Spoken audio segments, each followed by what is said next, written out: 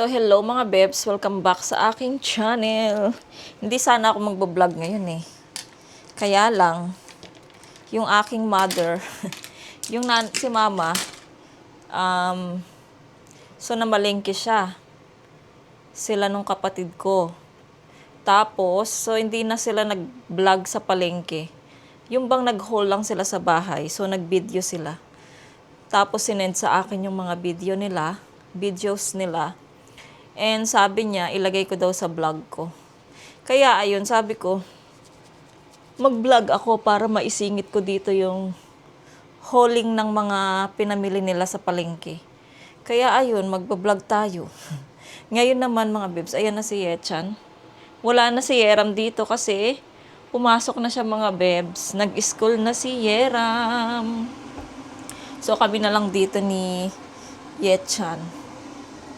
Hindi ko alam kung 1 week lang ba yung papasukan niya or hindi ko alam. Kasi nga next week ay mag-aano din sila eh. Mag-holiday dahil nga sabi nila Chinese New Year daw ganun. Tapos yung pastor namin at saka yung ibang team ng church namin ay aalis naman sila din sa sa kailan ba yung sa 14 yata, 14, 15, 16, 17, 18, 19. Basta yung holiday, so magpunta sila sa o di kayo, pastor? Moldoba? Moldoba. Moldobar. O Moldobar. Ayan, kasi meron po kaming doon, mga missionary na nandoon. So, magbe-visit sila pastor doon sa Moldova. Kaya ibibisit nila yung mga missionary namin doon mga bebs. Kung naalala nyo yung dalawang mag-asawa na marunong mag-acupuncture, tsaka yung mag-massage, ayun, nandun sila mga bebs. Dati doon sila sa Pakistan ba yun or ano? Basta iba yung mga pinupuntahan nilang lugar mga bebs. Ngayon nandoon sila. Kaya papasyalan sila ni pastor at saka iba naming kasamahan dito sa church. Ayan, so pinagpe-pray din namin yung kanilang kaligtasan papunta doon at maging safe sila sa pagsakay nila ng eroplano at maging safe yung nila pagbaba nila sa lugar na yun at ingatan sila doon hanggang sa pag-stay nila doon. Syempre, pati yung aming missionary doon, sana lagi silang iingatan ni Lord doon. Ayan. Alam nyo naman, napakadelikado din maging missionary mga bebs kung alam nyo lang. Lahat ng kahit delikado sila, pumupunta pa rin sila. At nag-preach pa rin sila ng salita ng Diyos at pinapakilala nila kung sino si Lord. Ayan. Kaya yung ating mga missionary ay I am proud mga bebs dahil yun nga. So, ayan mga bebs, tayo ay magluluto ng adobong manok mga bebs. Yun yung chicken na pinaghati-hati ko na pinagsama ko na siya. So, ayun, pinapakuluan ko siya mga bebs muna bago natin siya igisa. So, kukuha tayo at maglilinis din pala ako ng banyo ni Coco kasi nga ilang na rin hindi ko na natatanggal yung ebak ni Coco doon sa kanyang CR. So, ayan, kuha tayo ng sangkap mga bebs ng ating lulutuin na adobo. Upo tayo. Aray ko. Nakalimutan ko lang bilhin mga bebs. Yung sili. Pero, meron akong sili dito yung, ayan, dalawa. Kung yung previous vlog natin na nag-order kami ng pork, may kasamang sili siya, tsaka lettuce. So, meron dito dalawa. Sakto. Ayan mga bebs. Ay, ang galing. Tapos, makakain natin yung ating, ito yung ating cucumber sa adobo. Pa-partner natin yan. Ay, ito, kuha tayong bawang. Mga bebs. Garlic. Masarap ang maraming garlic sa adobo. Ayan. dapat mabilis lang tong lutuin. Ay, mabilis lang tong maubos kasi nga pag ganito, mabilis siyang masira. Kaya mas gusto kong yung ating garlic, yung buo talaga siya, yung hindi pa balat. Kasi matagal yun masira. Pag binalatan na, kasi karamihan dito sa Korea, sa store nila, nakabalat na yung bawang. Pero sa mga palengke sa labas-labas, ganun din naman, may nakabalat, merong walang nakabalat.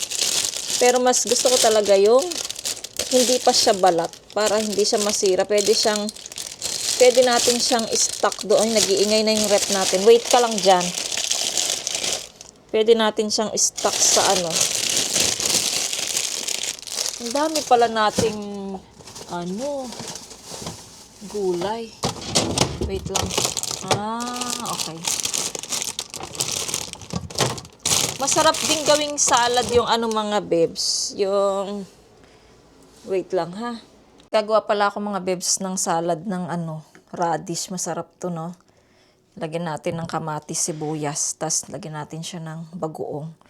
Ayan. So, ito yung mga kamatis natin na cherry tomato para magamit naman natin siya. Tapos, ito naman mamaya, lalagyan ko to ng suka at saka sibuyas din.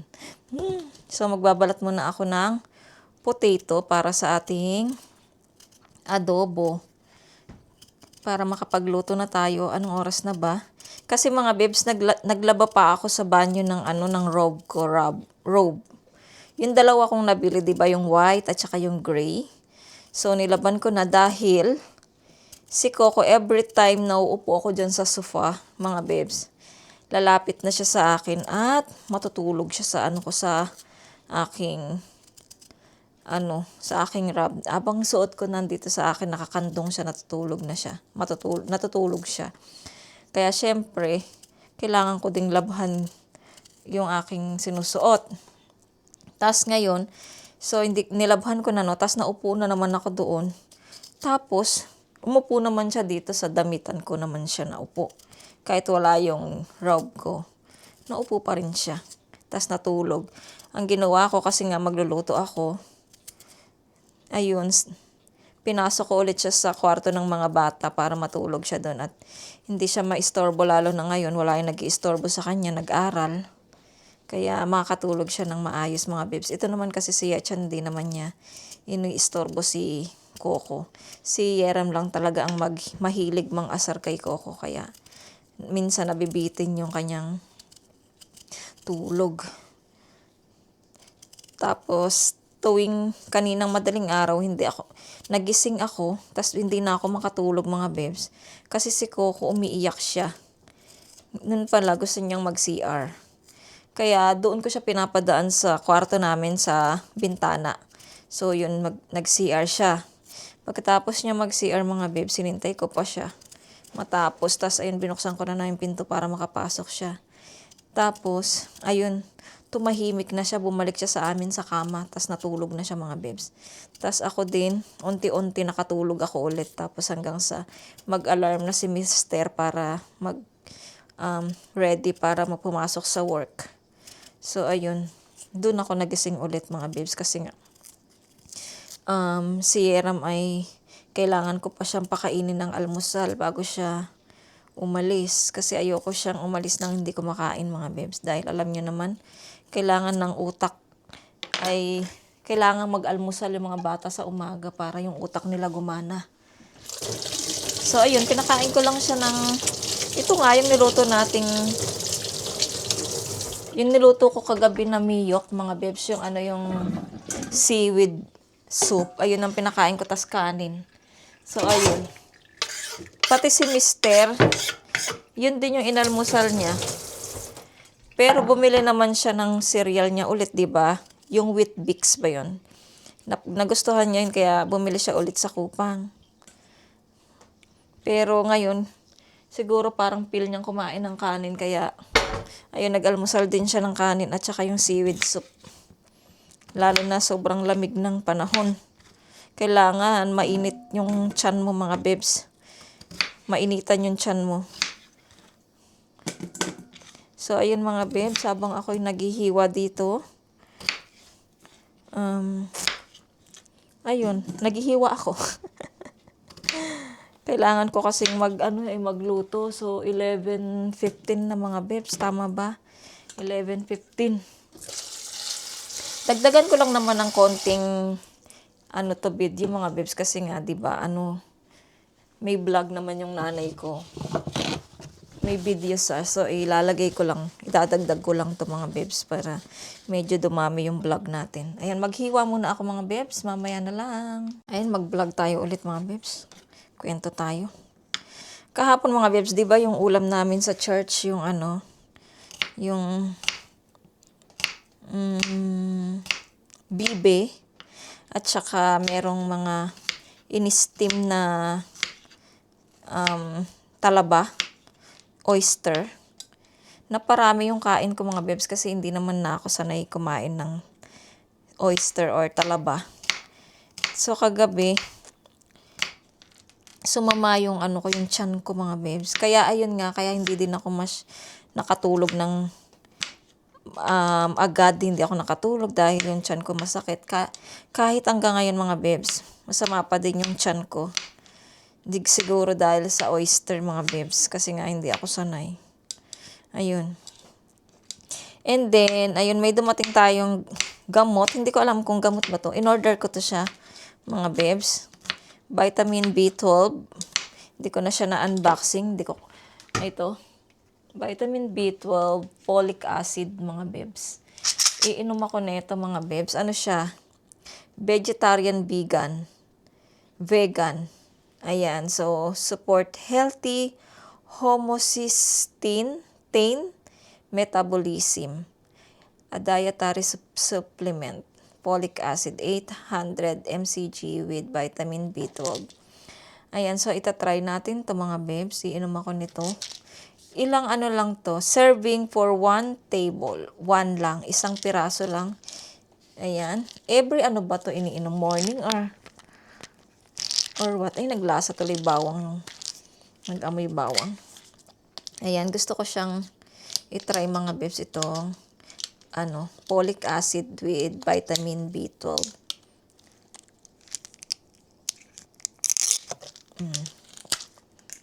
Ilang na to? Ilang tablet na ba to mga besh? 250 tablet na siya. Oh, ang liliit lang pala. Ayan mga bebs, oh. Ayan mga bebs, ang liliit lang pala niya, oh. So, inumin natin to. Mga bebs, itong folic acid.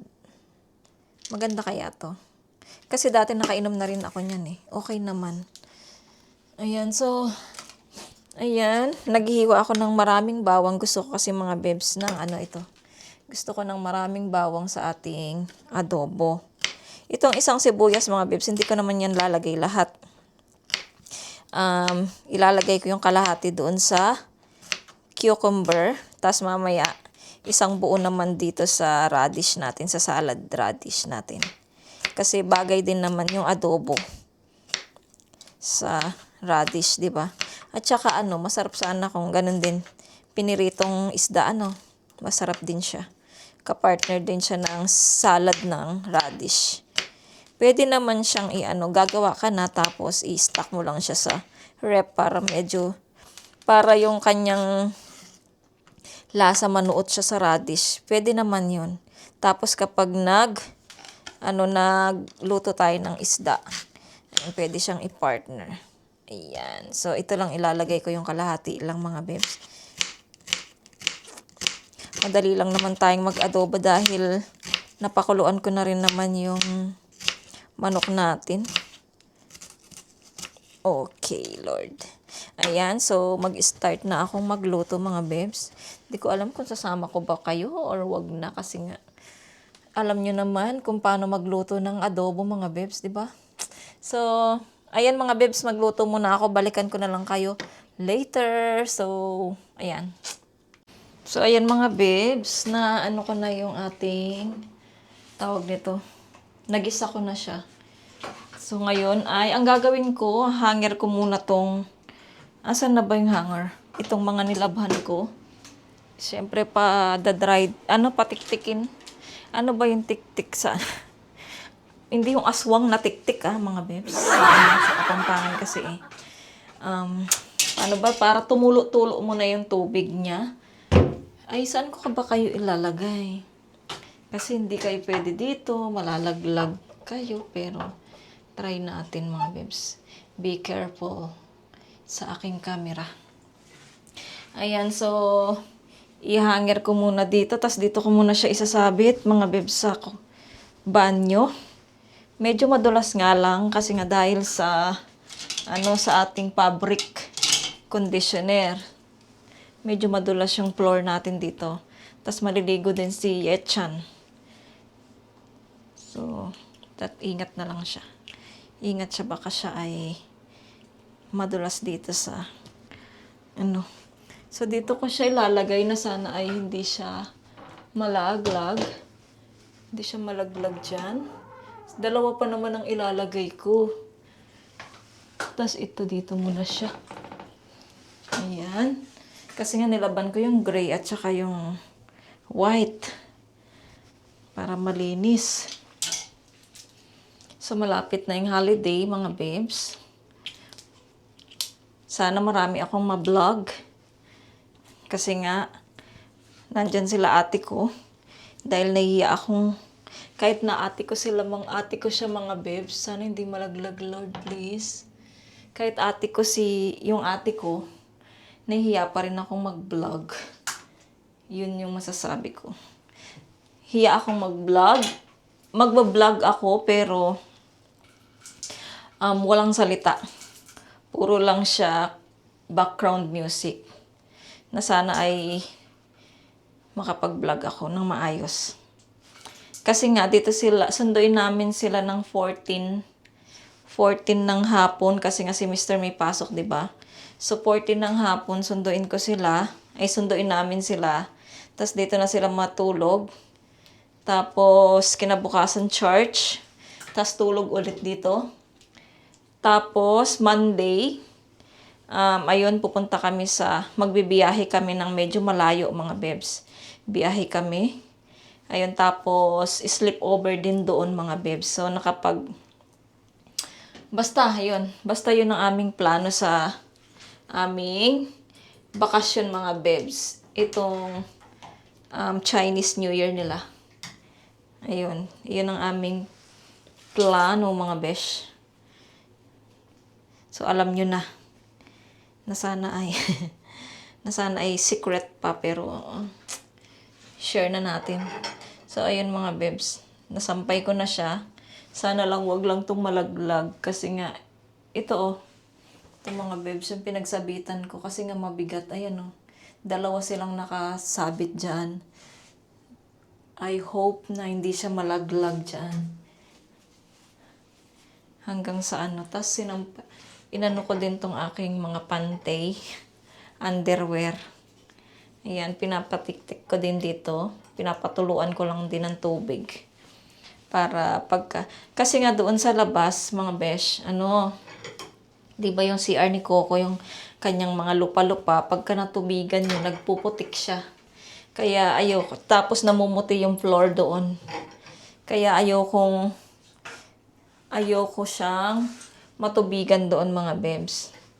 Kasi nga si Coco ay maano siyang yung magkalkal, talagang parang yung stress niya, dinadala niya doon sa pagkalkal niya ng kanyang lupa. Maghiwa na tayo, mga bebs, ng radish para maibabad ko muna siya sa asin, mga bebs, bago natin siya gawing salad. Kasi kailangan ko muna siyang hiwain. Lagyan ng asin, ibabad sa asin para para lumabas yung katas niya, mga bebs. Yung medyo spicy, or dito naman kasi, mga bebs, sa Korea, matamis yung radish nila. Pwede mo nga itong kainin na hiwain mo, tapos kagatin mo, kainin mo lang, sausaw sa asin, pwede na. Para bang yung singkamas, ganun siya. Kaya ayun. Pero sa atin kasi yung radish natin, di ba, maanghang yon. Pero masarap yung radish sa atin, masarap siyang isalad dahil maanghang siya. Dito kasi matamis-tamis siya eh. Tsaka pag naglagay ka rin sa sinigang, medyo tumatamis yung sabaw ng sinigang kapag naglagay ka ng radish, kasi matamis nga sila. So ayun, mga bebs, maghiwa muna ako. At para Tapos maliligo pa si Yechon. Tapos katapos niya siguro pagluto na yung adobo, kakain na kami. Kakain na kami.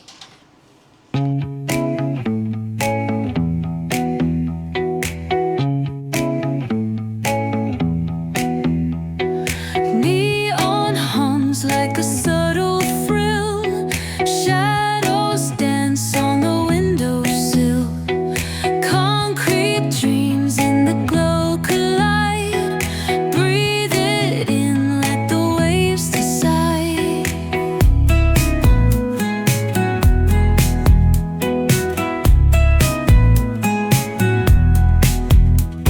Streetlights flicker, a Morse code plea.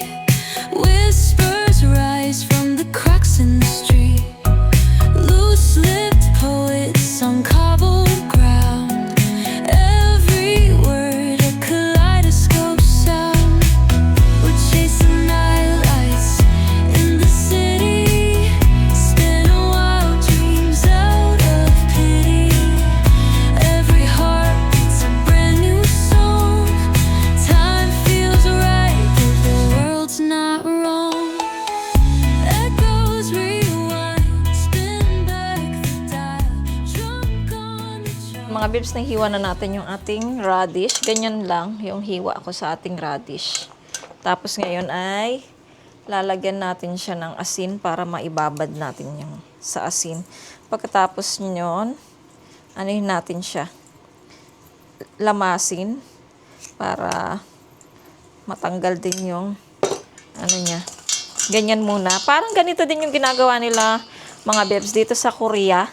Pag gumagawa sila ng kimchi, ibababad muna nila sa asin mga bebs yung gulay. Para yung malanta, hindi naman masyadong malanta, para maging crunchy din yung kanilang kimchi mga bebs. Ayan, katulad din sa atin, ganyan din. Ayan, hayaan lang natin siya mga bebs. Aray, hapdi. So, naliligo na si Yechan mga bebs. Pagkatapos niyan siguro, luto na yung ating adobo at makakain na tayo. And, dito muna yan. Tapos, gawin ko pala tong ating, kahit isa lang mga bebs. Para meron lang tayong salad sa ating adobo. Naku, nagaano yung ating temo. Yung ating temo, mga bebs. Malapit nang dumating yung temo natin, mga bebs. Lagi akong nakasubaybay kung nasaan man siya naroroon. So, naka-arrive na siya dito sa Korea, mga bebs. Pero ang expected date na pagdating niya dito is sa 7 pa. So, sa February. So, February na tayo ngayon, mga bebs. Ang bilis ng ating panahon. Ang bilis talaga. Ang bilis ng panahon. Ayan, hiwa-hiwa lang tayo ng ating ng ating pipino. Favorite din to ng nanay ko, mga bebs, tong pipino. Ginagawa niya rin to ng salad. Salad, tas lagyan niya ng mayonnaise, yan. Ganun yung kanyang favorite, mga bebs. Sinasawsawan siya ng mayonnaise. Yung kanyang salad.